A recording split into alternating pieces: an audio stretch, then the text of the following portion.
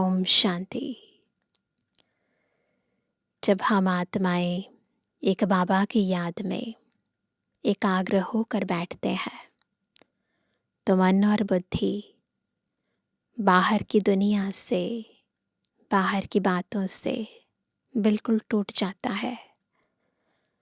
परंतु ये एकाग्रता सदा से नहीं थी, क्योंकि आधा कल्प हमारा मन और बुद्धि भटका है।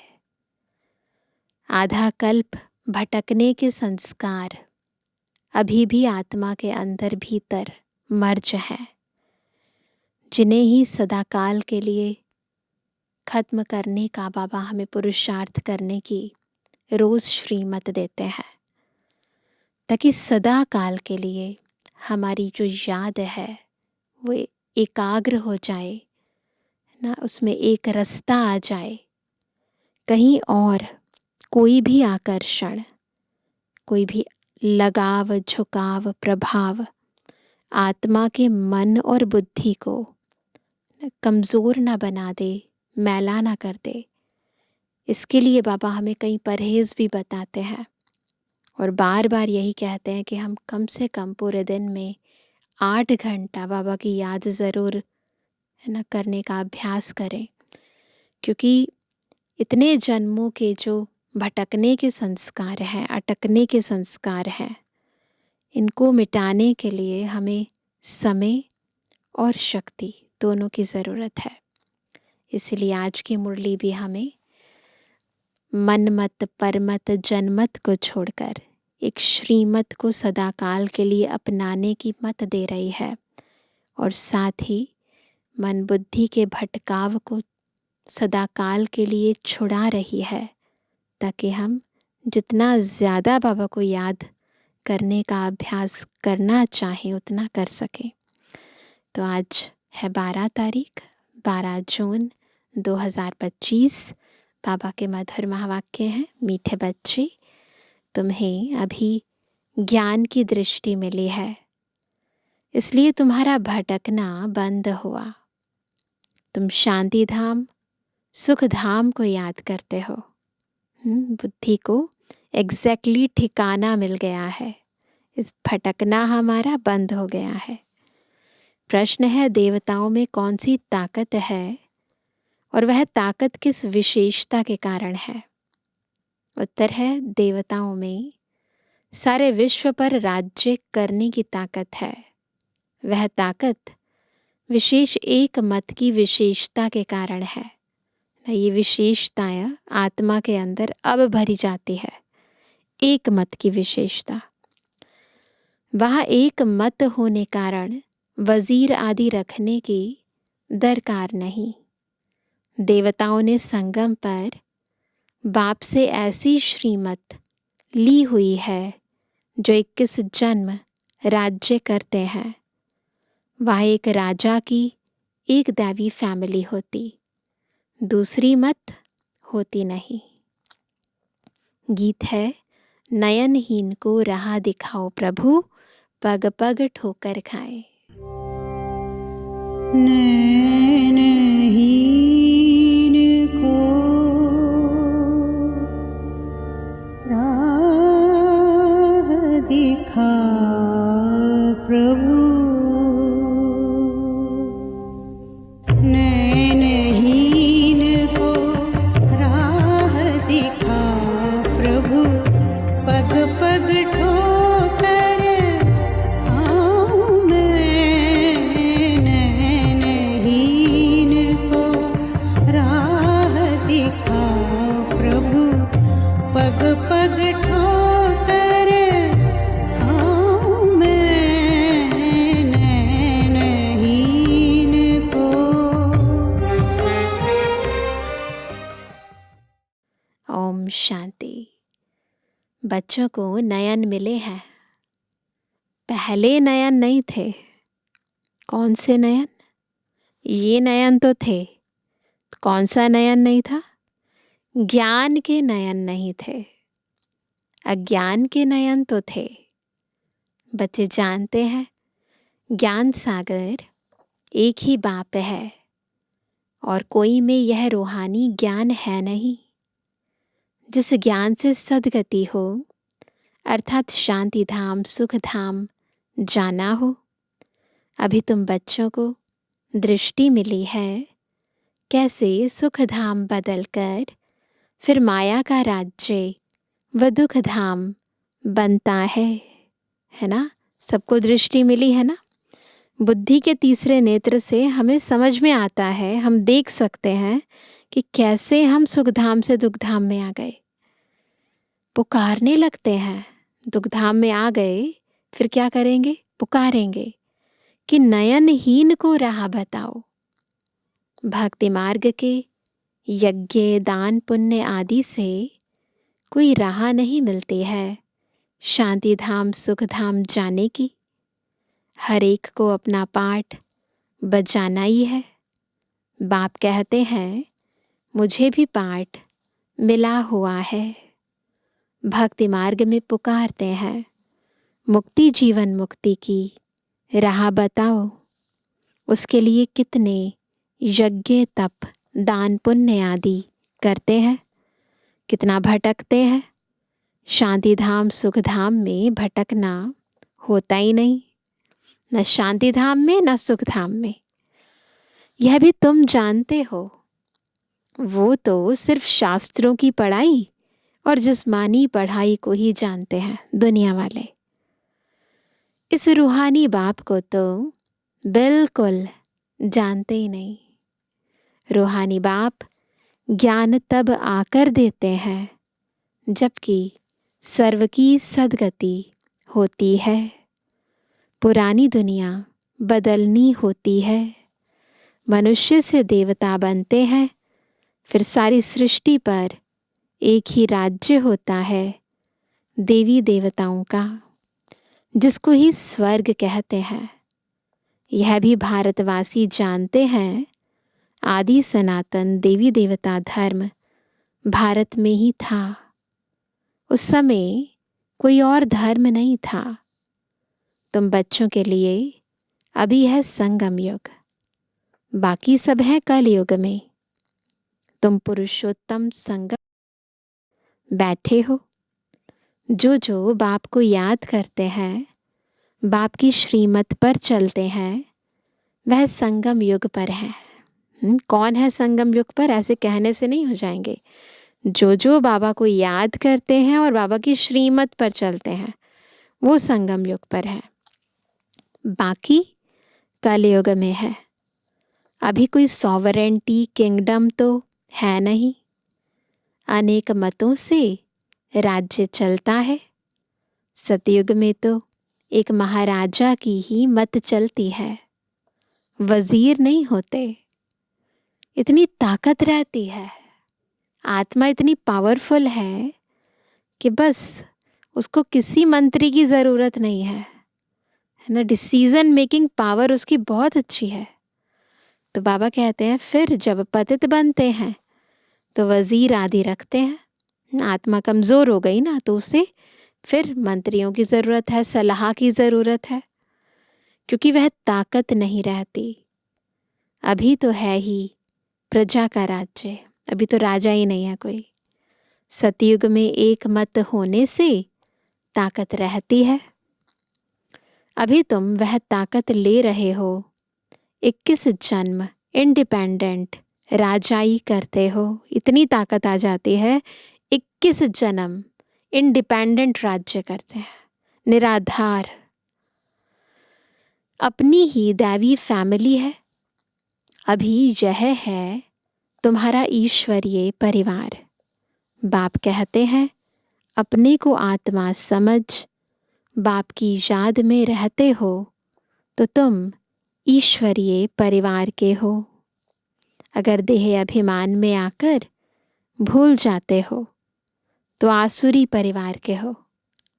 1 सेकंड में ईश्वरीय संप्रदाय के और फिर 1 सेकंड में आसुरी संप्रदाय के बन जाते हो।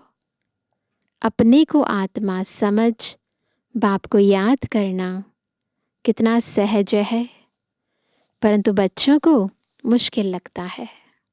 ऐसे तो बहुत इजी है, परंतु मुश्किल क्यों लगता है?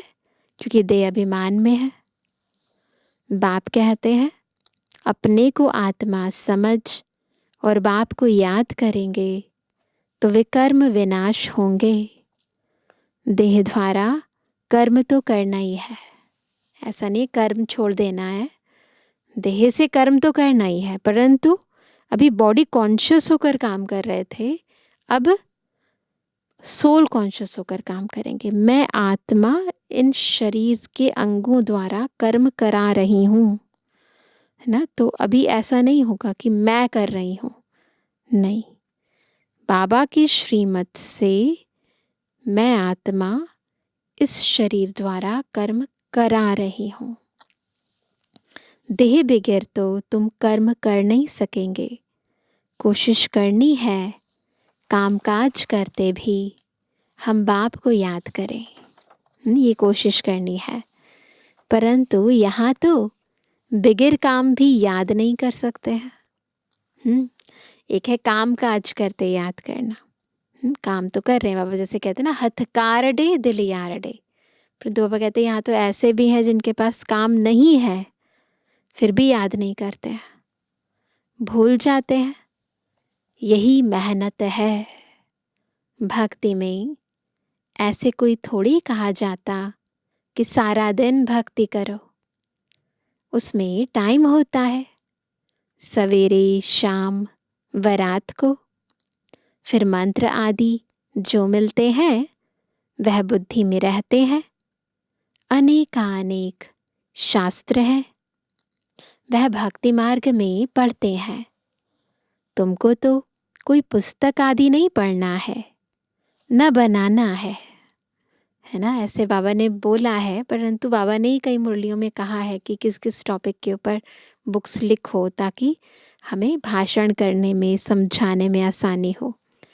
यह मुरली छपाते भी हैं रिफ्रेश होने के लिए, बाकी कोई भी किताब आदि नहीं रहेगी।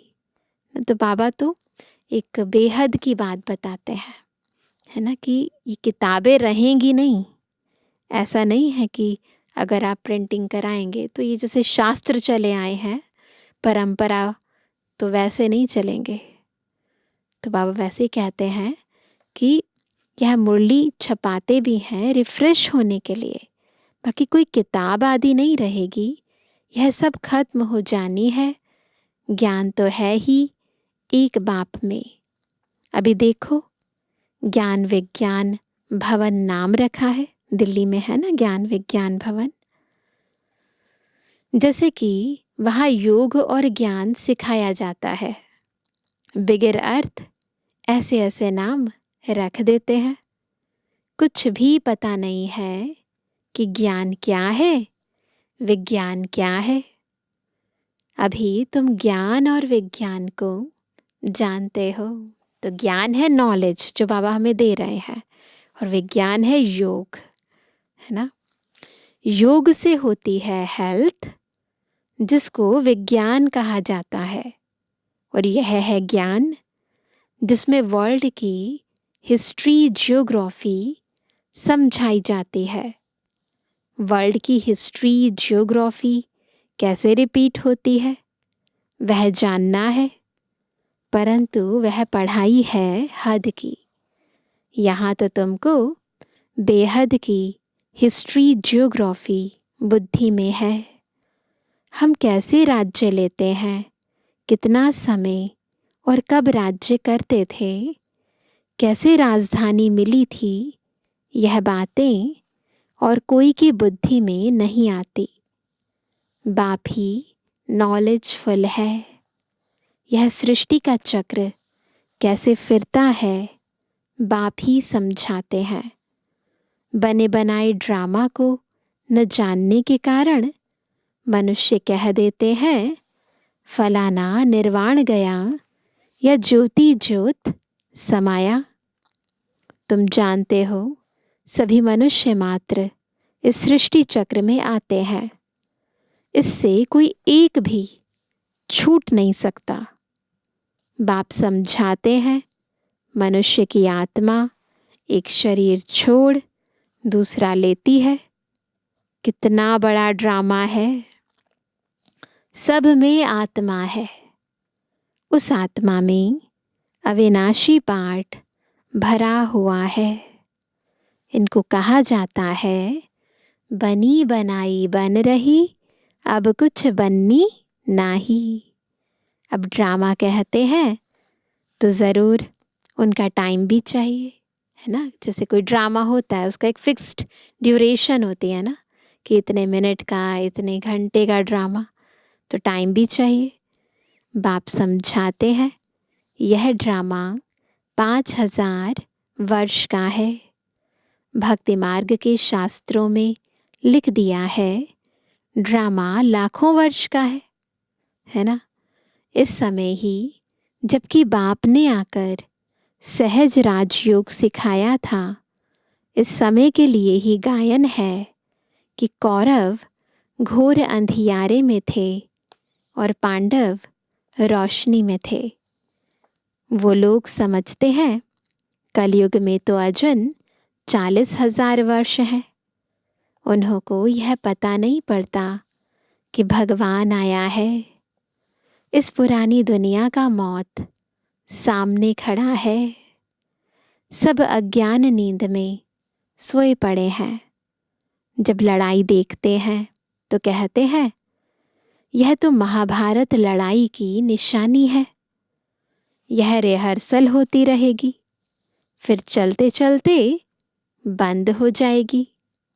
तुम जानते हो अभी हमारी पूरी स्थापना हुई थोड़ी है।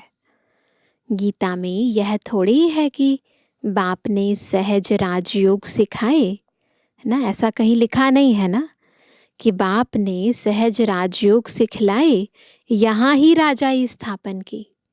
ऐसा तो नहीं है ना। गीता में तो प्रलय दिखा दी है ना। दिखाते हैं और सब मर गए, बाकी 5 पांडव बचे। ऐसे दुनियावी गीता में लिखा है। वह भी, उनका भी क्या हुआ, पहाड़ों पर जाकर गल मरे। राजयोग से क्या हुआ कुछ भी पता नहीं है। बाप हर एक बात समझाते रहते हैं। वह है हद की बात, हद की रचना, हद के ब्रह्मा रचते हैं, पालना भी करते हैं, बाकी प्रलय नहीं करते। दुनिया में जो फादर है वो बच्चे को क्रिएट करता है, उनकी पालना करते हैं, बाकी उनका विनाश थोड़ी करते हैं। स्त्री को एडॉप्ट करते हैं, बाप भी आकर एडॉप्ट करते हैं। तो शिव बाबा तो बड़े थे, बड़ा पिता है, वो ही सबसे पहले आते हैं। तो ब्रह्मा माँ के द्वारा हम ब्राह्मणों को रचते हैं, तो पहले ब्रह्मा माँ को एडॉप्ट करते हैं। कहते हैं मैं इनमें प्रवेश कर बच्चों को नॉलेज सुनाता हूँ, इन द्वारा बच्चों को रचता हूँ। बाप भी है, फैमिली भी है। यह बातें बड़ी गोई हैं। अब ये बातें बहुत गहरी हैं, ऐसे बाहर से देखने में नहीं आती, है ना। तो ये बहुत गहरी है। जब तक हम अपने आप को आत्मिक स्थिति में स्थित नहीं करेंगे, तब तक ये बातें यथार्थ बुद्धि में बैठेंगी नहीं, क्योंकि ये सब चीज़ें सूक्ष्म रीति होता है, बाहर से ऐसे कुछ देखने में नहीं आता है। शिव बाबा ने हमें कहा, बच्चे, हमने बाबा को स्वीकार किया और कहा मेरे बाबा, तो ये बात भी अंदर की है, कोई बाहर से बताने वाली बातें नहीं है। तो बाबा कहते हैं ये बाबा है, फैमिली है, यह बातें बड़ी गुह्य हैं, बहुत गंभीर बातें हैं, मुश्किल कोई की बुद्धि में बैठती हैं। अब बाप कहते हैं पहले पहले तो अपने को आत्मा समझो। आत्मा ही एक शरीर छोड़ दूसरा लेती है। शरीर पर ही भिन्न भिन्न नाम पढ़ते हैं। नाम रूप फीचर्स सब भिन्न भिन्न है। एक के फीचर्स दूसरे से ना मिले। हर एक आत्मा के जन्म जन्मांतर के अपने फीचर्स हैं। अपनी एक्ट ड्रामा में नूंदी हुई है, इसलिए इनको बना बनाया ड्रामा कहा जाता है। अभी बेहद का बाप कहते हैं, मुझे याद करो तो विकर्म विनाश हो। तो हम क्यों ना बाप को याद करें? यही मेहनत की बात है। तुम बच्चे जब याद की यात्रा में बैठते हो तो माया के तूफान आते हैं, युद्ध चलता है। कहाँ? अंदर। तूफान भी अंदर ही आते हैं, युद्ध भी अंदर ही चलता है। उससे घबराना नहीं है। माया घड़ी घड़ी याद को तोड़ेगी। संकल्प विकल्प ऐसे ऐसे आएंगे जो एकदम माथा खराब कर देंगे। तुम मेहनत करो। बाप ने समझाया है इन लक्ष्मी नारायण की कर्म इंद्रियां वश कैसे हुई। यह संपूर्ण निर्विकारी थे। यह शिक्षा इन्हों को कहाँ से मिली? अभी तुम बच्चों को यह बनने की शिक्षा मिल रही है ना? तो लक्ष्मी नारायण ने पास्ट जन्म में कैसे पुरुषार्थ किया, जो ऐसा जन्म उन्हें मिला, सब बातें गहराई से बाबा बताते हैं। तो बाबा कहते हैं इनमें कोई विकार नहीं होता। वहाँ रावण राज्य ही नहीं, पीछे रावण राज्य होता है ना। बाद में द्वापर युग से प्रारंभ होता है ना रावण राज्य। रावण क्या चीज़ है ये कोई भी नहीं जानते, नाम ही नहीं होता उससे पहले। तो ड्रामानुसार यह भी नोंद है, ड्रामा के आदि मध्य अंत को नहीं जानते हैं, इसलिए ही नेति नेति करते आए हैं। अभी तुम स्वर्गवासी बनने के लिए पुरुषार्थ कर रहे हो। यह लक्ष्मी नारायण स्वर्ग के मालिक है ना। इन्हों के आगे माथा टेकने वाले तमु प्रधान कनिष्ठ पुरुष हैं। बाप कहते हैं पहले पहले तो एक बात पक्की कर लो। क्या है वो बात? अपने को आत्मा समझ बाप को याद करो। इसमें ही मेहनत है। जैसे 8 घंटे सरकारी नौकरी होती है ना, अभी तुम बेहद की सरकार के मददगार हो। तुमको कम से कम 8 घंटा पुरुषार्थ कर याद में रहना है। ये कम से कम है ना। ज़्यादा से ज़्यादा कितनी भी करो, यह अवस्था तुम्हारी ऐसी पक्की हो जाएगी जो कोई की भी याद नहीं आएगी। ये बाबा ने कहा है। तो अभी हमें प्रैक्टिकल करके दिखाना है। बाप की याद में ही शरीर छोड़ेंगे, फिर वही विजय माला के दाने बनेंगे। एक राजा की प्रजा कितनी ढेर होती है, यहाँ भी प्रजा बनानी है। तुम विजय माला के दाने पूजने लायक बनेंगे। कौन बनेंगे? हम बनेंगे। 16,108 की माला भी होती है, एक बड़े बॉक्स में पड़ी रहती है। मंदिरों में 8 की माला है, 108 की भी है, अंत में फिर 16,108 की भी बनती है। तुम बच्चों ने ही बाप से राजयोग सीख सारे विश्व को स्वर्ग बनाया है, इसलिए तुमको पूजा जाता है। तुम ही पूज्य थे, फिर पुजारी बने हो। यह दादा कहते हैं हमने खुद माला फेरी है। ब्रह्मा बाबा कहते हैं कि ब्रह्मा बाबा ने भी बहुत भक्ति की ना, तो माला भी फेरी। लक्ष्मी नारायण के मंदिर में यूं तो रुद्रमाला होनी चाहिए। तुम पहले रुद्रमाला फिर रुंडमाला बनते हो। तो पहले हम परम धाम में जाएंगे, शिव बाबा के गले की हार, गले की माला बनेंगे, और उसके बाद हम आत्माएं इस सृष्टि पर आएंगी सतयुग के अंदर। फिर विष्णु की वंशावली बनेंगी, रुंडमाला में आएंगे। तो पहले नंबर में है रुद्रमाला, जिसमें शिव भी है। रुंडमाला में शिव कहाँ से आए? शिव बाबा का तो शरीर नहीं है ना, वह है विष्णु की माला। इन बातों को भी कोई समझते थोड़ी है। अभी तुम कहते हो हम शिव बाबा के गले का हार जाए बनते हैं, ब्राह्मणों की माला नहीं बन सकती है। ब्राह्मणों की माला होती नहीं, क्योंकि ब्राह्मण क्या होते हैं, आज बाबा कहते हैं बहुत ऊपर जाते हैं फिर नीचे गिर जाते हैं। आज पुरुषार्थ बहुत तीव्र है, कल को ढीला पड़ जाता है, तो इसलिए बन नहीं पाती है माला।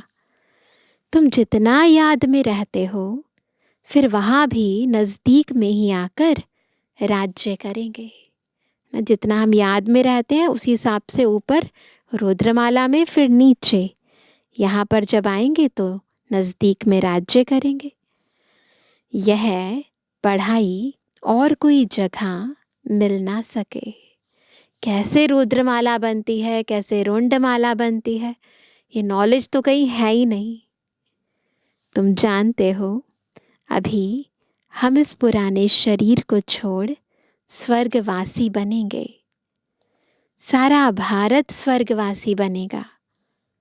बाबा कहते हैं इन पर्टिकुलर भारत ही स्वर्ग था, क्योंकि उस समय और कोई खंड तो था नहीं ना। 5000 वर्ष की बात है, लाखों वर्ष की बात हो नहीं सकती। देवताओं को ही 5000 वर्ष हुए, स्वर्ग को मनुष्य भूल गए हैं, तो ऐसे ही कह देते हैं, बाकी है कुछ नहीं। इतना पुराना संवत आदि है थोड़ी, है ही सूर्यवंशी चंद्रवंशी। फिर और धर्म वाले आते हैं, पुरानी चीजें काम क्या आएंगी। कितना खरीद करते हैं, पुरानी चीज की बहुत वैल्यू करते हैं। एंटीक चीजें होती है ना, उनकी बहुत वैल्यू होती है। सबसे वैल्यूएबल है शिव बाबा, सबसे पुराना है ना।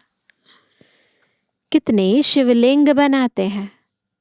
आत्मा इतनी छोटी बिंदी है, यह किसको भी समझ में नहीं आता।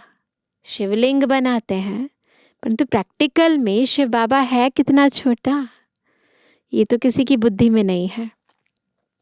अति सूक्ष्म रूप है। बाप ही समझाते हैं, इतनी छोटी बिंदी में इतना पाठ नोंधा हुआ है। यह ड्रामा रिपीट होता रहता है। यह ज्ञान तुमको वहाँ नहीं रहेगा। आत्मा का यथार्थ ज्ञान, परमात्मा का यथार्थ ज्ञान, हमारे इस समय के पुरुषार्थ का ज्ञान, 84 जन्मों का ज्ञान, कुछ भी वहाँ नहीं रहेगा। यह प्राय लोप हो जाता है। तो फिर कोई सहज राजयोग सिखा कैसे सकते है ना। ये तो ज्ञान ही लोप हो जाता है, फिर कोई देहधारी कैसे सिखाएंगे राजयोग। यह सब भक्ति मार्ग के लिए बैठ बनाया है। अभी बच्चे जानते हैं बाप द्वारा ब्राह्मण, देवता, क्षत्रिय 3 धर्म स्थापन हो रहे हैं। शिव बाबा इस समय 3 धर्म स्थापन कर रहे हैं। कौन से? ब्राह्मण, देवता और क्षत्रिय, है ना। तो बाबा कहते हैं भविष्य नई दुनिया के लिए ये 3 धर्म स्थापन हो रहे हैं। वह पढ़ाई जो तुम पढ़ते हो वह है इस जन्म के लिए, जो दुनियावी पढ़ाई है। इनकी प्रारब्ध, ये पढ़ाई जो पढ़ रहे हो, इनकी प्रारब्ध तुमको नई दुनिया में मिलनी है। यह पढ़ाई होती है संगम युग पर, केवल संगम युग पर शिव बाबा आकर हमारा परम शिक्षक बनकर हमको ये ज्ञान देते हैं। और इस पढ़ाई की जो प्रारब्ध है वो हमें फिर 21 जन्म के लिए मिलती है। यह है पुरुषोत्तम संगम युग। मनुष्य से देवता तो जरूर संगम पर बने होंगे। बाप बच्चों को सब राज समझाते हैं। यह भी बाबा जानते हैं तुम सारा दिन इस याद में रह नहीं सकेंगे, इम्पॉसिबल है। इसलिए चार्ट रखो, देखो हम कहाँ तक याद में रह सकते हैं ना। जब चार्ट लिखना होता है ना तो खुद पर अटेंशन रखते हैं हम। चार्ट नहीं लिखना होता तो अटेंशन नहीं रहती है। इसलिए बाबा कहते हैं कि खुद ही खुद का टीचर बनकर देखो कि हम याद में कितना रह सकते हैं। देह का अभिमान होगा तो याद कैसे रह सकेगी। पापों का बोझा सिर पर बहुत है, इसलिए बाबा कहते हैं याद में रहो। त्रिमूर्ति का चित्र पॉकेट में डाल दो, परंतु तुम घड़ी घड़ी भूल जाते हो। इतनी युक्तियां बाबा में बताते हैं, फिर भी बाबा कहते हैं बच्चे जो है ना घड़ी घड़ी भूल जाते हैं। होता है ना ऐसे। इतनी युक्तियां रचो, फोटो रखो, त्रिमूर्ति का चित्र रखो, अपने पर अटेंशन दो, चार्ट लिखो। अल्फ को याद करने से बेआदि सब याद आ जाता है। बस एक बाबा याद आ जाए तो बैज तो सदा लगा रहे। लिटरेचर भी हो, कोई भी अच्छा आदमी हो तो उनको देना चाहिए। अच्छा आदमी कभी मुफ्त में लेंगे नहीं। बोले इसका क्या पैसा है ना। बोलो यह गरीबों को तो मुफ्त में दिया जाता है, बाकी जो जितना दे। रॉयल्टी होनी चाहिए। तुम्हारी रस्म रिवाज दुनिया से बिल्कुल न्यारी होनी चाहिए। ये बात ध्यान रखनी है। आम नहीं होनी चाहिए, साधारण नहीं होनी चाहिए, रॉयल होनी चाहिए। रॉयल आदमी आपे ही कुछ ना कुछ दे देंगे। यह तो हम सबको देते हैं कल्याण के लिए। कोई पढ़कर भी तुमको पैसे भेज देंगे, खर्चा तो तुम करते हो ना। बोलो हम अपना तन मन धन भारत की सेवा में खर्च करते हैं। अच्छा मीठे किसी के लिए जवानी बच्चों पे जुबानी बाप दादा का दिल जान सको प्रेम से नंबरवार प्रसाद अनुसार यादगार और गुणवानी। रूहानी बच्चों की रूहानी बाप दादा को गुड मॉर्निंग, नमस्ते नमस्ते नमस्ते। धारणा के लिए मुख्य सार। पहला, इस बेहद की सरकार को मदद करने के लिए कम से कम 8 घंटा याद में रहने का पुरुषार्थ करना है। याद में जो माया विघ्न डालती है उससे घबराना नहीं है। दूसरा, इस पुरुषोत्तम संगम युग पर ईश्वरीय संप्रदाय का बन ईश्वर की मत पर चलना है। कर्म करते भी एक बाप की याद में रहने का अभ्यास करना है। वरदान है, अंतर्मुखता की गुफा में रहने वाले देह से न्यारे देही भव। जो पांडवों की गुफाएं दिखाते हैं, यह वही अंतर्मुखता की गुफाएं हैं। तो पांडव कौन है? हम बाबा के बच्चे, सच्चे पंडे। लेकिन जो यादगार में गुफाएं दिखाई हैं वो कोई स्थूल गुफाएं नहीं है, अंतर्मुखता की गुफा है। जितना देह से न्यारे देही रूप में स्थित होने की गुफा में रहते हो, उतना दुनिया के वातावरण से परे हो जाते हो। वातावरण के प्रभाव में नहीं आते। जैसे गुफा के अंदर रहने से बाहर के वातावरण से परे हो जाते हैं, ऐसे यह अंतर्मुखता की गुफा भी सबसे न्यारा और बाप का प्यारा बना देती है। और जो बाप का प्यारा है वह स्वतः सबसे न्यारा हो जाता है। स्लोगन है, साधना बीज है और साधन उसका विस्तार है। विस्तार में साधना को छिपा नहीं देना। ध्यान रखना कि विस्तार में यानी साधनों में साधना को छिपा नहीं देना। आज का व्यक्त इशारा, आत्मिक स्थिति में रहने का अभ्यास करो, अंतर्मुखी बनो।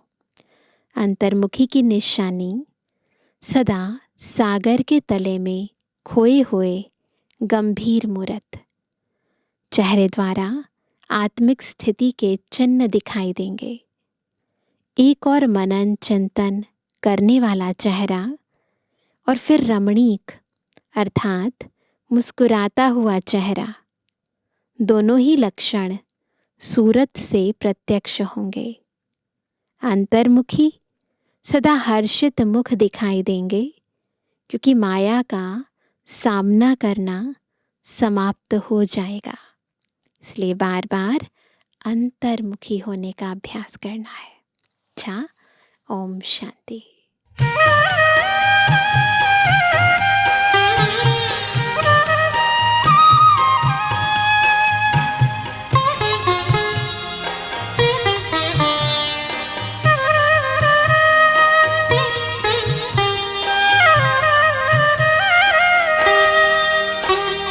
लगी लगन बस एक यही, लगी लगन बस एक यही, लगी लगन बस एक यही, लगी लगन बस एक यही, लगी लगन बस एक यही। हमें तपस्या करना है, बन के तपस्वी मूरत साथी, अब अपने घर चलना है। लगी लगन बस एक यही, लगी लगन बस एक यही। हमें तपस्या करना है, बन के तपस्वी मूरत साथी, अब अपने घर चलना है। लगी लगन बस एक यही, लगी लगन बस एक यही।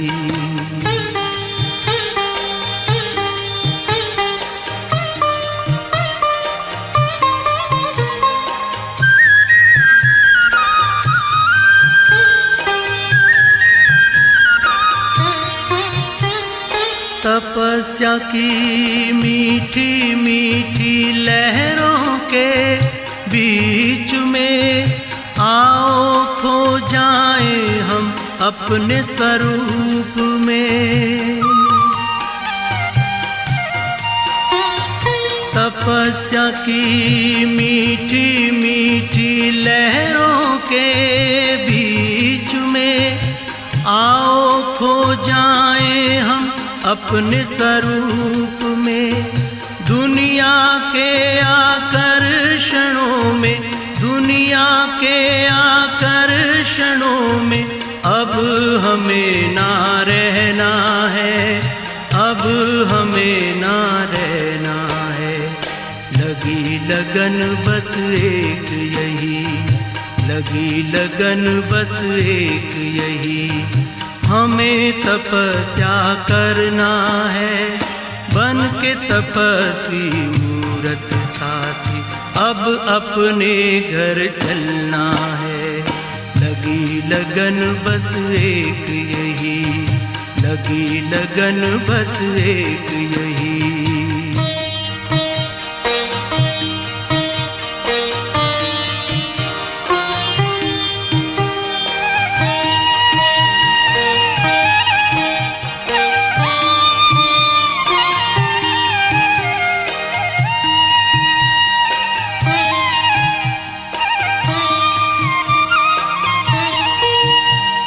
हमने लिया संकल्प आज अपने मन में, बनना तपस्वी हमें इस जीवन में।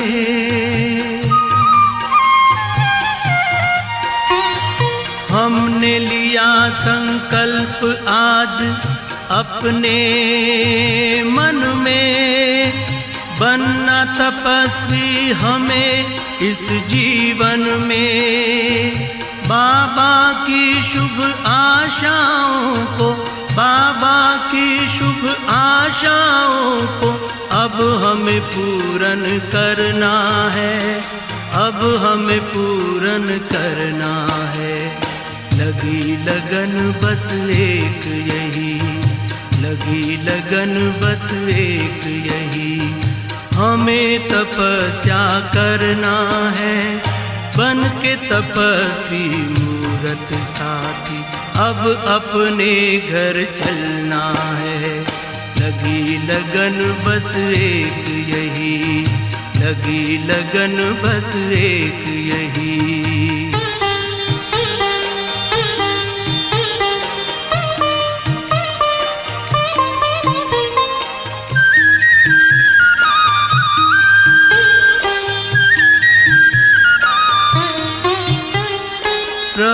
के नूर हैं हम, आसमां के हूर हैं, हमें इस जहां को पावन करना जरूर है।